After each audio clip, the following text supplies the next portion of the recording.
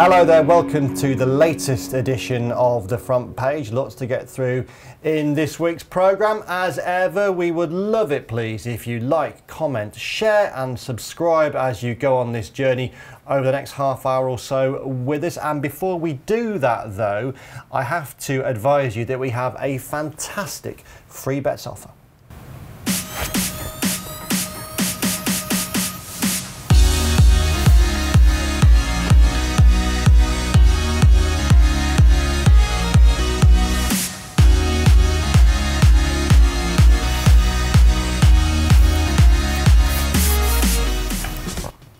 More news on another exceptional offer as we progress through the programme. But first of all, we have news stories to discuss. And joining me, Lee Mottershead in the studio. I'm joined by my excellent colleague, Jonathan Harding. Good morning. Good morning, Lee. And at his home near Newmarket, I'm joined by another excellent colleague, our Deputy Industry Editor, Peter Scargill. Hello, Peter.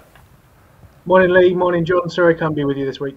Well, we'll miss you, but we've got you remotely. That's better than nothing, Pete. And actually, you're going to kick off with our first story. As we progress through the programme, we'll be looking at the sport's new governance structure in Britain 6 months on as it faces an acid test. And we'll also be examining the week of Guineas trials at Newmarket. But Pete, before we move into your story, news developing this morning about Bravemans's Game being able to run at Punchestown on Wednesday. And of course, that links to the John Dance story that you've been covering for the Racing Post these last few weeks. Just give us an update, would you? Yeah, I'm going to be selfish and sneak in two stories today as a result of this. So, yeah, just as we were coming on, there's a statement from the BHA outlining what's going on with Bravemans's Game. So you may recall Bravemans's Game was blocked from running at Aintree during the Grand National meeting. The BHA had done a sort of a deal that had allowed Brian Drew, who's the co-owner of the horse, to sort of take control. Seemingly there must have been some kind of a lease deal, because subsequently this morning they put out a statement saying that following an independent valuation, the FCA have cleared Bravemans's Game to be sold entirely to Brian Drew. So Bravemans's Game is no longer John Dance's horse, and he is now entirely Brian Drew's horse, and as a result he is able to run a Punchestown on Wednesday, which is excellent news as a racing fan, and obviously a development in the John Dance story that's been playing out, but with limited information available, really. It's been very closely guarded what's going on, and regulators, racing regulators like the BHA and the HRI, and financial regulators like the FCA are all sorting it out behind the scenes, and we're picking up what we can when we can. Pete, thanks a lot for that. It is clearly a worrying case for all involved with that John Dance racing setup, but another worrying case was reported on by yourself, Pete, last week, involving trainer Robyn Brisland and a senior member of his staff. Oh, Lee, this was just a dreadful story. It was a dreadful story. It was it was this time last week, last Monday. There was a BHA disciplinary hearing. We knew that Mr. Brisland and Mr. Degnan, William Degnan, were the two people going in front of the disciplinary panel. Serious charges, J19, which is bringing racing into disrepute, and another Rule D 22.1.2, which is to do with making sure the staff are looked after appropriately. So we're all set to go for that, and as it happened, there was a deal done at the last minute, a plea deal done, which resulted in fines for Brisland and Degnan, but it revolved around some quite shocking treatment of staff, which was accepted in terms of the behaviour towards the staff. There was a toxic culture, the BHA said, had developed at this yard during late 2020. Stories of staff being verbally abused, being made to cry, being afraid, and a couple of particularly striking examples, as it turned out, in terms of the reaction that people had. Staff getting injured whilst they were at the yard and being forced to ride horses either immediately or subsequently. So it wasn't a pleasant experience to be there, and it wasn't a pleasant thing to have to hear about, really. But do we know how this case came to light, in the sense that did the individuals who were affected, did any of those complain or report matters to the BHA or to the National Association of Racing Staff? We have limited information, really, because of the way it played out. So like I said, we were all set for a 4-day hearing where there was going to be lots of witnesses, and People having the opportunity to have their statements cross-examined. In the end, we basically had about half an hour whereby a broad statement was read out by the BHA to their credit, to put it into the record to allow us to report what happened. But a lot of the details around it, we don't know. So it almost certainly was brought by members of staff. I think there were 4 complaints against Degnan and 6 against Brisland. And as far as I'm aware, most of the staff were, if not all of the staff, were prepared to testify during the hearing. So it was a result of that they came forward, and it was something the BHA stressed afterwards, that they said they'd been involved in the process of the plea bargain, and they were very happy. Now, obviously, we have to take the BHA on trust on this, and whether these fines and what have you are truly something that they approved of. To say, we have to take the BHA on trust because we haven't heard from them. But yes, it was brought forward by the staff in the first place, is my understanding. Presumably, Pete, if the case had gone to a full hearing, the fines that Brisland and Degnan received, £8,000 and £3,000, that their punishments could have been significantly greater. Would we expected much greater punishment? Well, almost certainly, because these fines came about as part of a plea agreement. So Brisland and Degnan accepted their behaviour and apologised. So as part of the mitigation in that case, you get the fines. And again, the BHA was saying that the fines are more damaging to these guys in terms of having to pay them back than a licence withdrawal. Again, we've got to take them on trust there, haven't we? To me, a licence withdrawal or some kind of specification, what am I trying to say, some kind of additions to their licence in terms of safeguarding would be more appropriate. But yes, because of the way it came about, and it was quite a late plea agreement as well. I think it only came up on the Friday before the hearing on the Monday. So again, we've got to take the sincerity of the apologies on trust, because previously there was mention in the hearing on the Monday that they'd been uncooperative in interviews, or they hadn't really appreciated what they'd done, and they said, well, we treated the staff that way because they were rubbish staff. In the end, they've apologised, and we have to accept that. But I don't know, it's just, there's a disconnect in there to me, Lee, and I can't square it even a week on, even having heard other people, even having had correspondence with the BHA. I don't get it.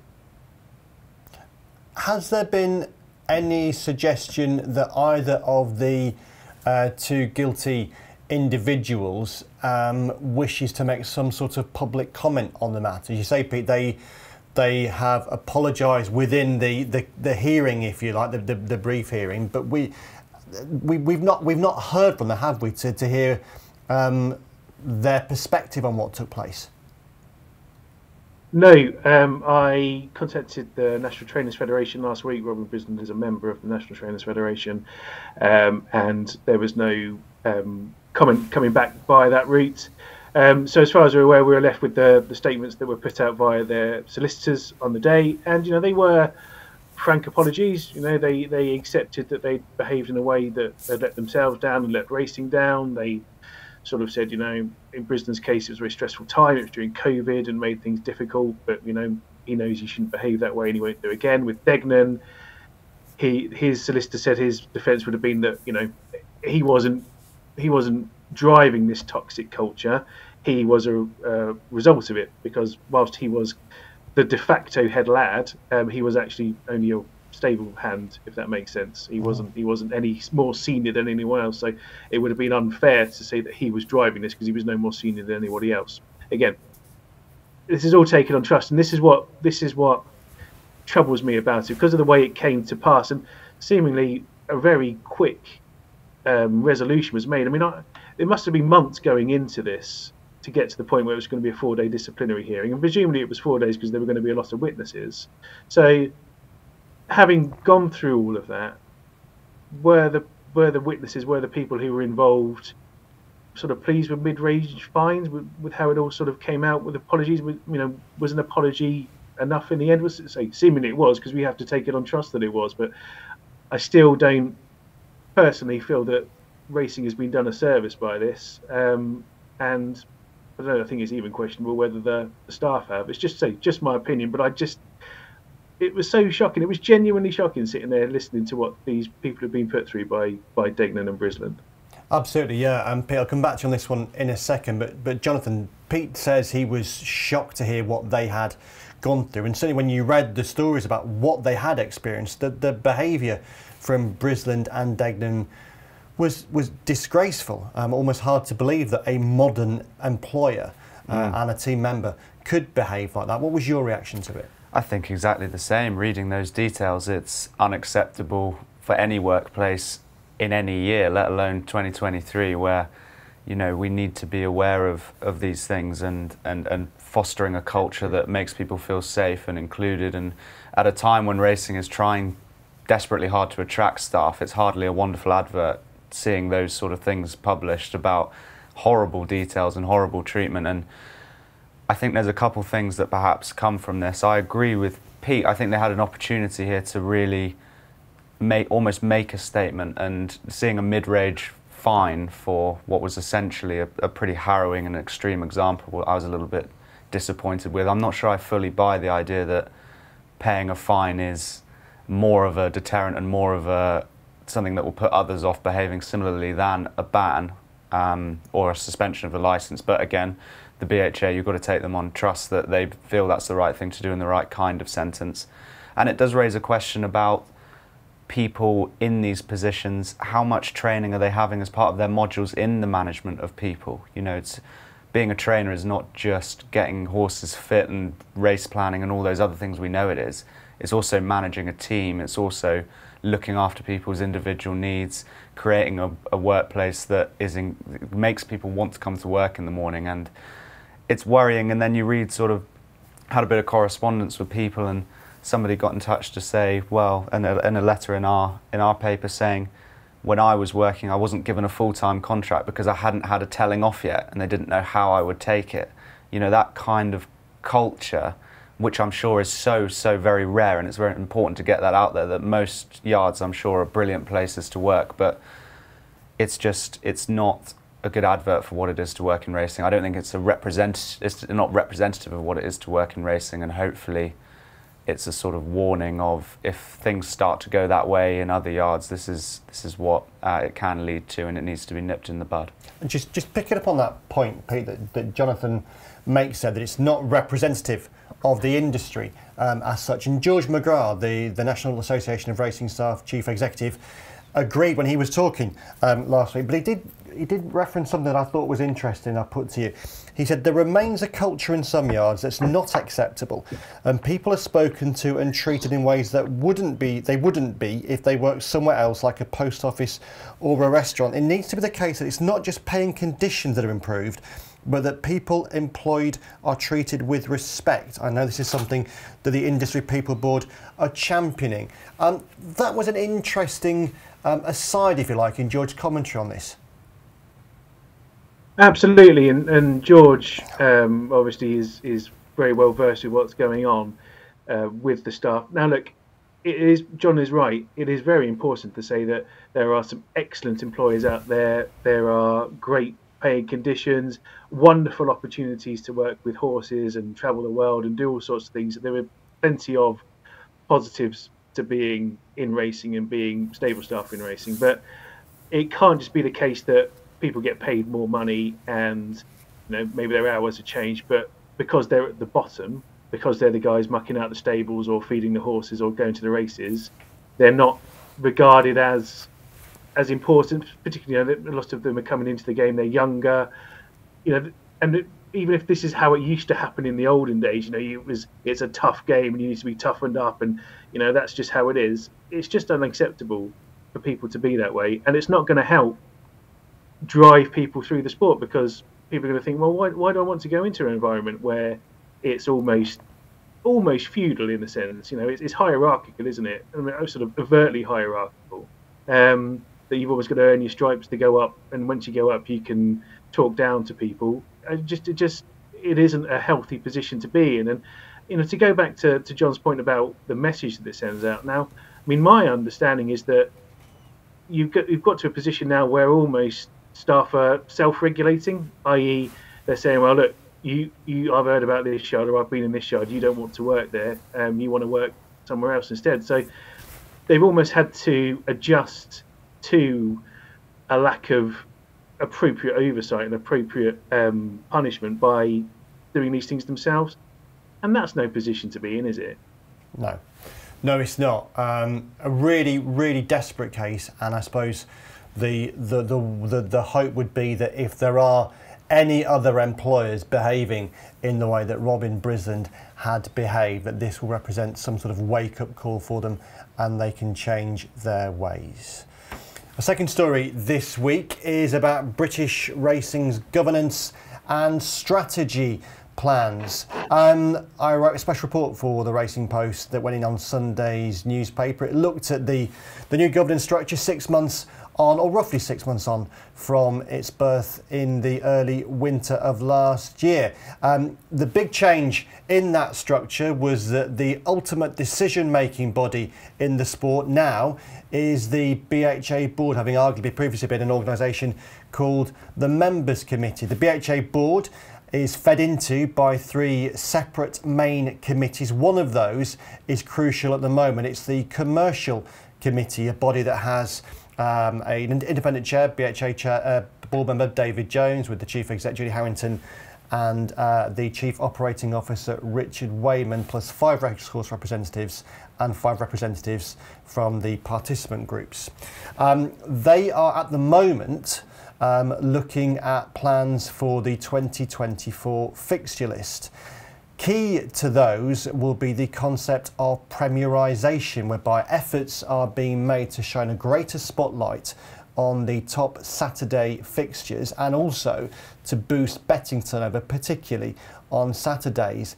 And in order to achieve that, the current plan is that on Saturday afternoons there will be a protected window between 2 p.m. and 4 p.m. in which only 3 meetings are allowed to be staged.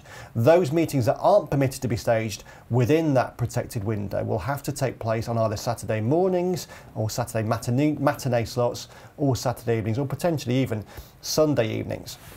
Now, to this point in the new governance structure's life, there has been remarkable harmony. Old foes have become friends. People have been working close together, even those who didn't in the past see eye to eye. But now we are facing a crunch time because those who represent small independent racecourses are fearful that these planned changes will have a huge impact on the commercial profitability of their racecourses. They say that staging meetings in the morning or at matinee slots or evening slots just isn't as good for some of them as in the afternoons, and that potentially, whereas the BHA has hope that when decisions are made with this new structure, that those who maybe won't get what they want out of the decisions will still go along with it in the greater good of the sport. There's a real fear and a real prospect, I think, that these small racecourses, some of them at least, will take legal action against the BHA if the board does ratify and approve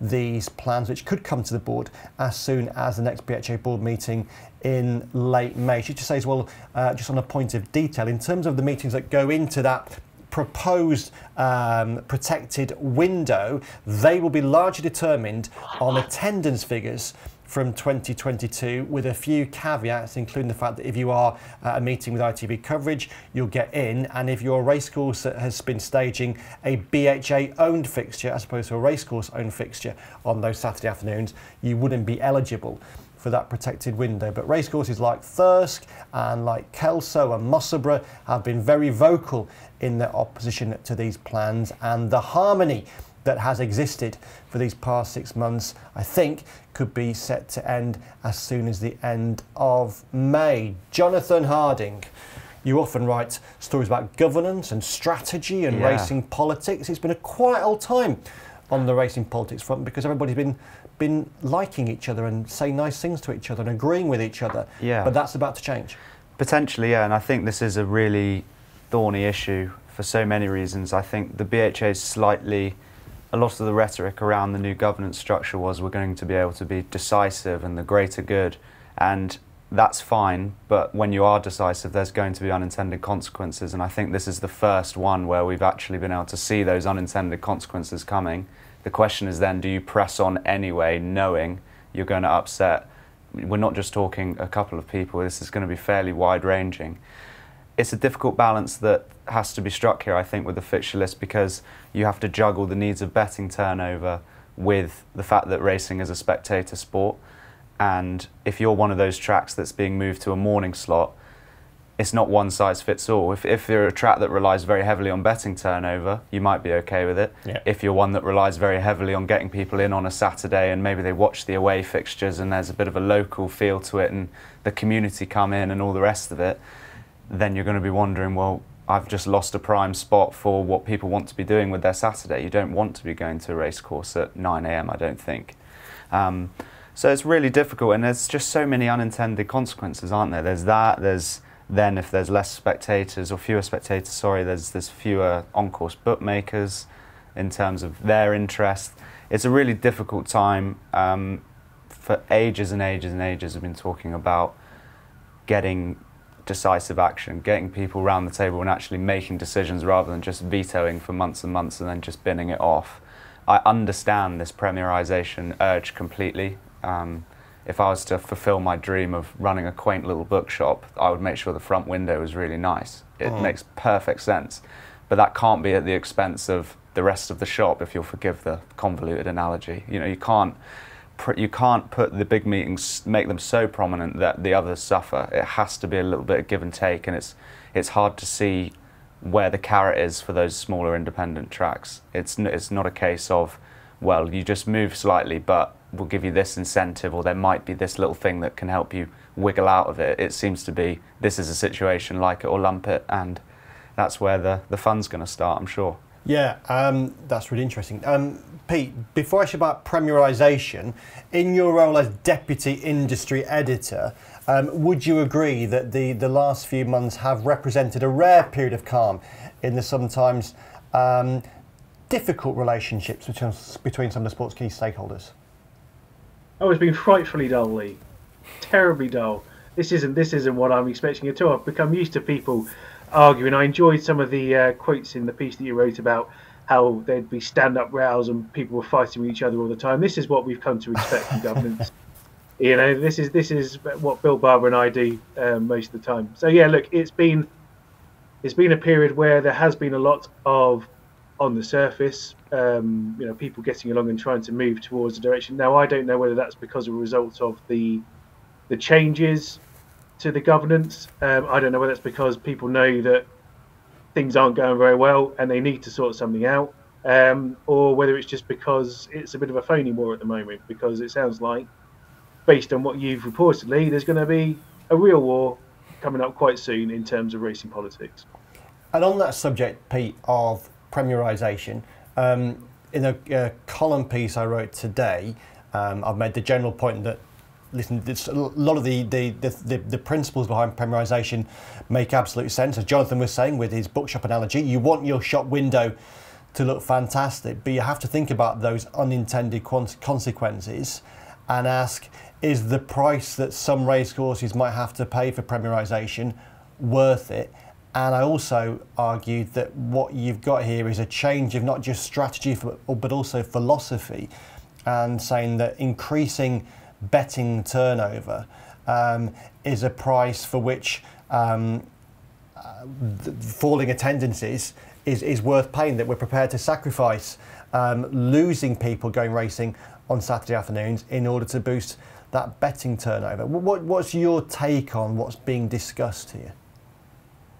Well, racing needs more money because we're struggling as a result of having extremely uncompetitive prize money. You know, we're losing horses, we're losing owners as a result of that. So clearly, betting turnover, increasing takeout, maybe some changes in the white paper that might help with the levy collection process, for want of a better term, might all help on that front. So I mean, that has to be a driver in these things. We can't just all carry on and say, well, you know, what about this person? What about that? You know, the sport needs more money. There's money out there, and it needs to get more of it into the right places. I agree that Saturday afternoons, particularly during the flat season, are incredibly cluttered.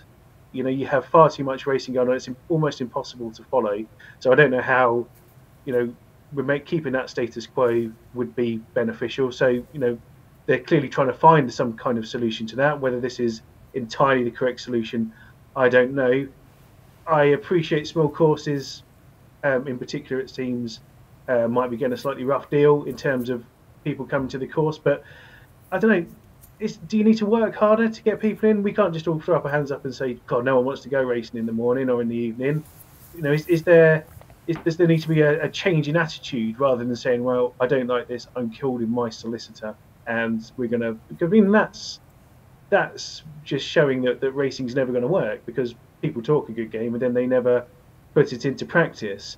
I mean, the only other thing that struck me, Lee, reading your piece, and you'd be able to answer this potentially better than I am, but a lot of it seems to be based on Peter Saville, the former BHB chairman's premierisation plan or Premier Racing plan, that's sort of been picked up and run with. And I find that sort of slightly troubling in a way, that someone from the outside, albeit someone with a loss of experience and knowledge, has kind of had to come in and tell everybody what to do, and everyone sort of nodded their heads and gone, oh, this is a very good idea, we'll go with this. Is that how it is? Because if that's the case, can we really believe in the people who are leading the sport at the moment? Well, I think that's an interesting point, Pete. I think that people within that the commercial committee that have been discussing this plan would probably argue that what they're talking about now, this idea of premierisation, if you like, is based on what Peter Saville had presented, but has developed since then. But I do take your point about, did it require someone from the outside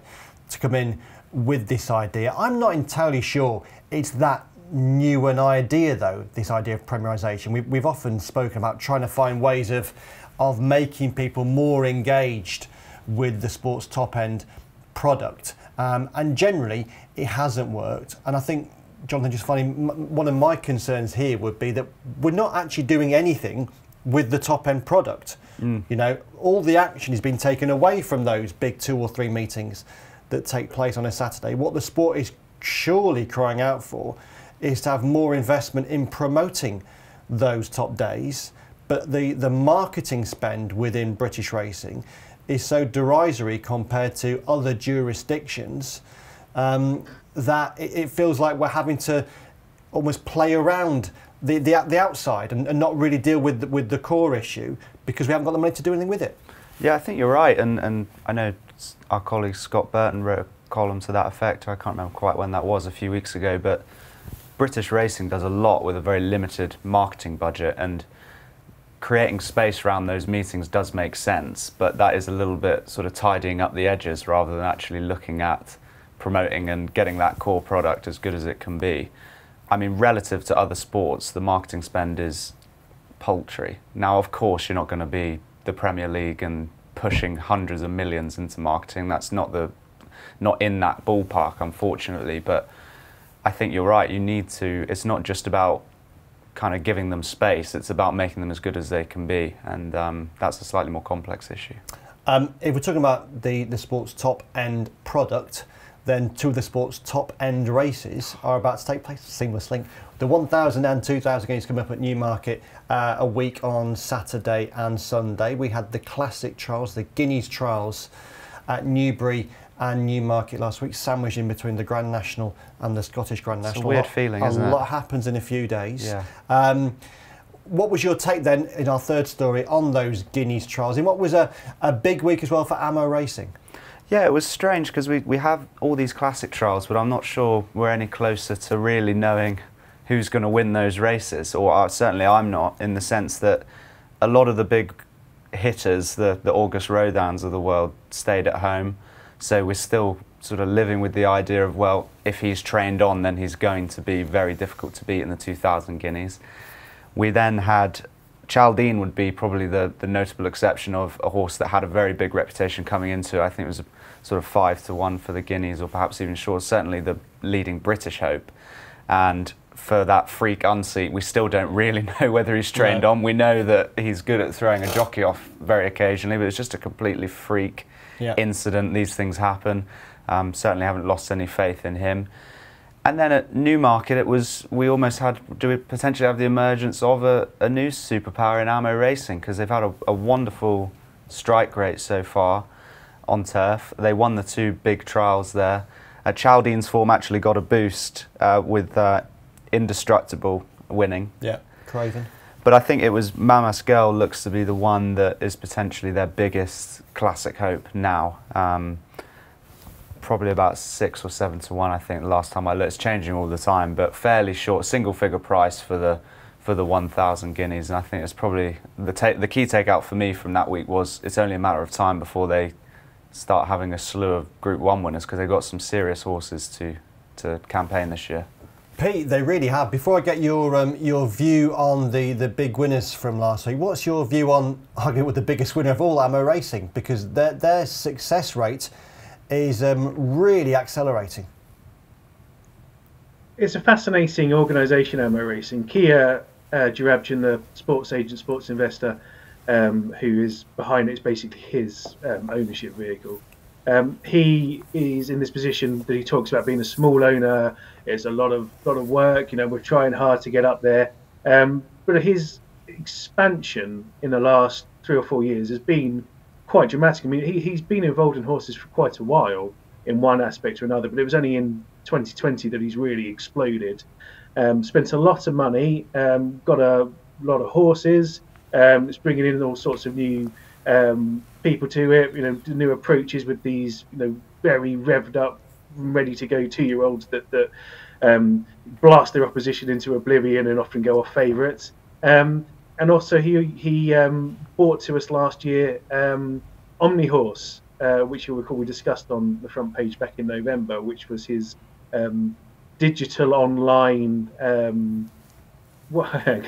Even I'm struggling to exactly describe it. It's, you know, it was an online game with tokens, NFT tokens, cryptocurrencies, all those sorts of things. A lot of which was supposed to underpin the expansion in Amo Racing, but I'm not entirely sure how buoyant Omni Horse is at the moment. So whether that's going to impact Amo and the expansion that Kia's been going through in the last year or so in particular would intrigue me.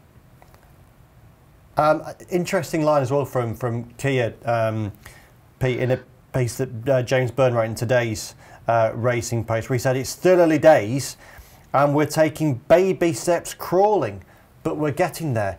I mean, he must have the biggest baby in racing history, because I mean they are firing out winners, and they're firing out big winners too. Indestructible in the Craven, Mama's Girl in the 1,000 guineas. Does either of those two horses strike you as a potential Guineas champion? No. Not at all? No. I mean, look, they both ran well. Mama's Girl was particularly eye-catching. I suspect she was a slightly stronger stayer than the horses around her. Indestructible, I think they were talking about him looking quite ready in the paddock before the race, for the Craven. I wasn't there. I regrettably missed the Craven meeting this year. So again, perhaps he had some fitness on his side. But as John said, I mean, I think, you know, the likes of your Auguste Rodin's, Sakir, who galloped before racing at Newmarket, Silver Knot, who galloped before racing at Newmarket, they're probably your more likely winners in terms of the Colts Classic. In the Fillies Classic, obviously slightly unsure. I'm not sure what Dermot Well's doing with Tahrir yet. But again, Mama's Girl, you can't take away her course form. She's 2 for 2 at the course, and she won a trial, but she doesn't strike me as quite having the requisite quality to win a race like that. But yes, I mean the narrative that Amo Racing are trying to put forward, that they're a small operation that's just going a little bit at a time, and it's all early days and baby steps and all that. It's a bit false, really, because we know that's not the case. They've got loads of horses. They've got they spent plenty of money. They've got a very clear direction and setup, and they're making strides. An even bigger operation, Jonathan, Godolphin, perhaps didn't have the week they were hoping for at Newmarket last week. Good couple of wins on the opening day, including Ottoman Fleet in the Earl of Sefton. But as the week went on, they had some reverses, including in the Craven and then Hurricane Lane on Saturday in the John Porter. We used them starting with a bang at Newmarket in that Craven week. I really did, because I remember this time last year and going to Epsom on Tuesday thinking they seemed to mop up almost every single trial in the build-up or at the start of the season last year. they really hit the ground running. And it's not to say that they haven't. We just hold Godolphin to a very high standard. They're still having a fair few winners. It's just some of those slightly higher profile horses perhaps haven't quite hit the heights. I mean, we were talking about Hurricane Lane as potentially having another crack at the Arc. I mean, his is perhaps a cautionary tale about getting too excited about the 3-year-olds, because sometimes they don't, if they stay in training, they don't go on and do what we think they'll do as a 4-year-old or even a 5-year-old. So he was really disappointing. I'm sure they'll be disappointed with him, but again, it's so early day. We've still got all these. We've still got the jumps finale at Sandown on Saturday. You know, we've got a bit of time for those horses to come good. They might just be slightly further behind where they thought their 3-year-olds were, but the quality is there, the breeding is there. So you've got to think Godolphin will have another, and Charlie Appleby will have another big year. Do you agree with that, Pete? Is it just a week that the Godolphin team will be able to quickly forget once they start winning big races? Oh, for sure. Yeah. Look, as John says, we're used to them going off particularly fast. Appleby in particular, side Vinsura tends to be a bit slower to come to the table now these days.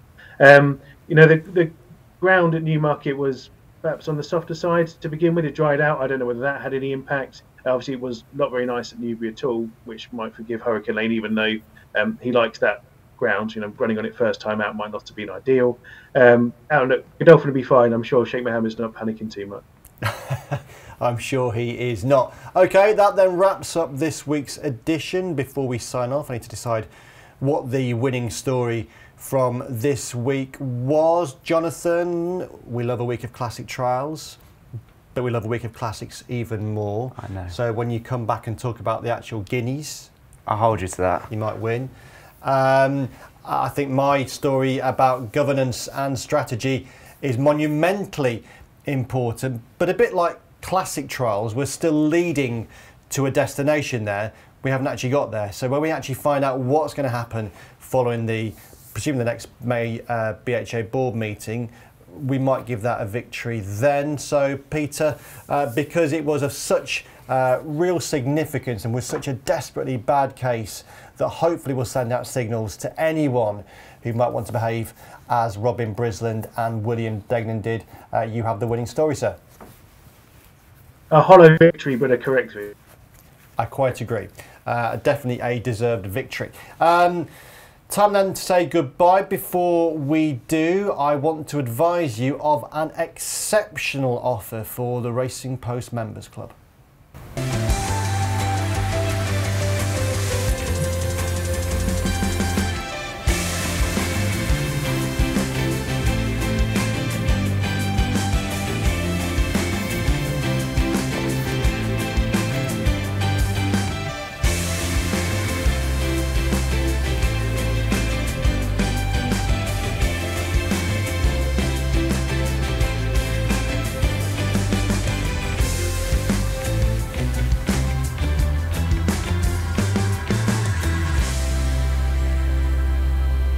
Yeah, it's a great offer that for the Racing Post Members Club, and also don't forget to download the Racing Post app on the Apple Store or the Google Play Store. That then is it for this week. Thank you, Jonathan Harding.